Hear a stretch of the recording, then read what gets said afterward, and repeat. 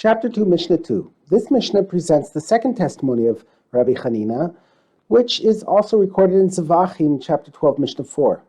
The hides of certain offerings were given to the Kohanim. In the event that one of these offerings became disqualified, the status of the hide depended on when the disqualification took place. If the offering became disqualified when the hide was still attached, the hide is left on the animal and is burned together with it. But if the offering became disqualified after the hide was removed, the disqualification does not affect the hide.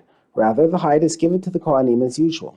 The Mishnah considers the law where an offering became disqualified when the hide was still attached, but the disqualification was not discovered until after the hide was removed.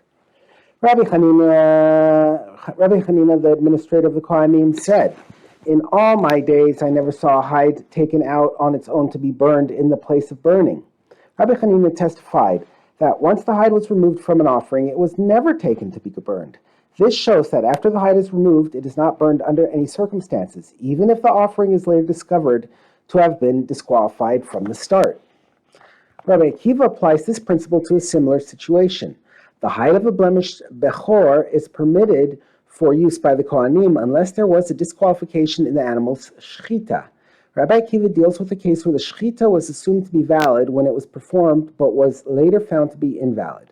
Rabbi Akiva said, from Rabbi Hanina's words, we learn that if one slaughters and skins a blemished bechor, and it is then found to be a treifa, in which case the shechita was invalid, the Kohanim may still derive benefit from its hide. Since the shechita was assumed to be valid when it was performed, the hide remains permitted forever, even though the shechita was later discovered to have been invalid. The sages disagree with Rabbi Hanina's ruling, but the sages say, we have not seen is not a proof. Just because Rabbi Hanina never saw a hide being taken out on its own to be burned does not prove that it did not or could not happen.